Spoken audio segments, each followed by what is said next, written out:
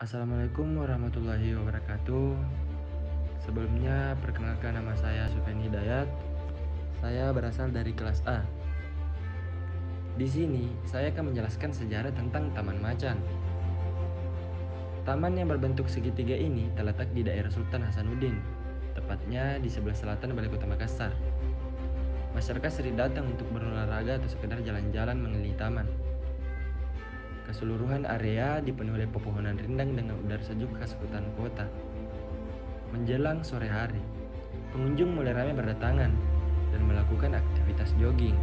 Ada pula yang bersantai sambil mengobrol bersama teman-teman. Seperti namanya, di depan taman terdapat patung macan yang berdiri gagah dengan pose menyeruak.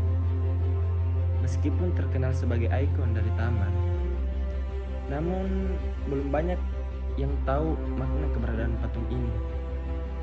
Sebenarnya nama asli patung harimau ini adalah Monumen Laskar Pemberontak Harimau Indonesia.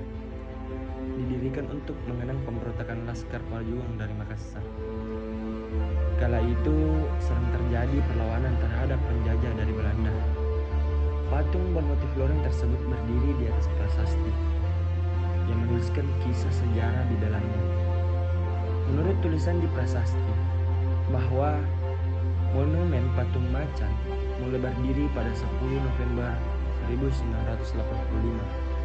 Kemudian diresmikan oleh Menko Polkam Surono sekaligus menjadi monumen sebagai wisata sejarah.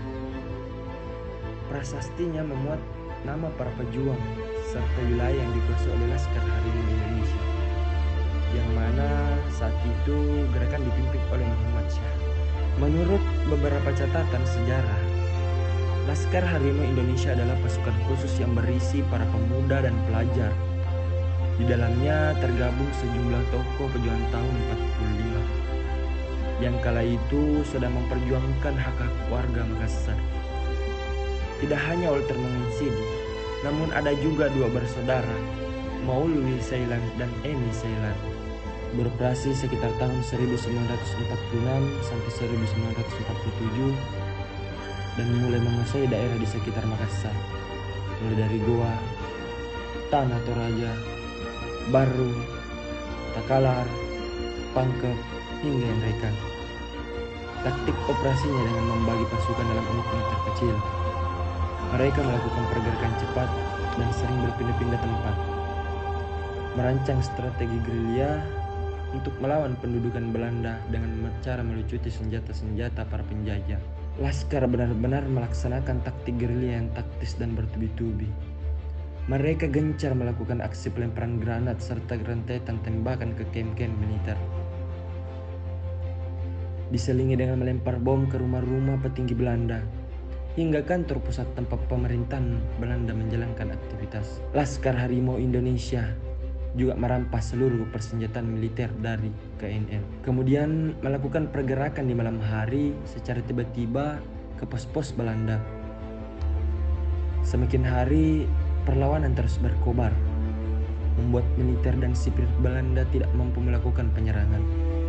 Pemerintahan mengalami kelumpuhan ekonomi sebab tidak bisa leluasa beraktivitas. Beberapa kantor pusat resmi ditutup untuk menghindari penyerangan lanjutan dari para pejuang. Kala itu, amarah sang Laskar sempat mereda akibat tidak adanya tanda-tanda perlawanan dari Belanda. Bahkan menganggap sudah berhasil merebut kembali kota Makassar.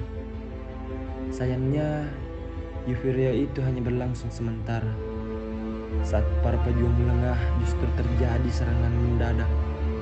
Tidak ada persiapan strategi untuk melawan Belanda. Amunisi pun sudah banyak berkurang. Pada akhirnya, Laskar Harimau Indonesia tidak dapat memenangkan pertarungan. Bahkan sampai sekarang, peristiwa ini menjadi lembaran kelam bagi masyarakat Sulawesi Selatan. Konon, ada 40.000 korban jiwa yang dibantai oleh pasukan Belanda. Sebagai bentuk menghargai perjuangan para pahlawan, dibuatkan monumen supaya jasa pejuang terus diingat. Bahkan pemerintah sengaja membuka untuk umum kawasan monumen dan dijadikan wisata sejarah.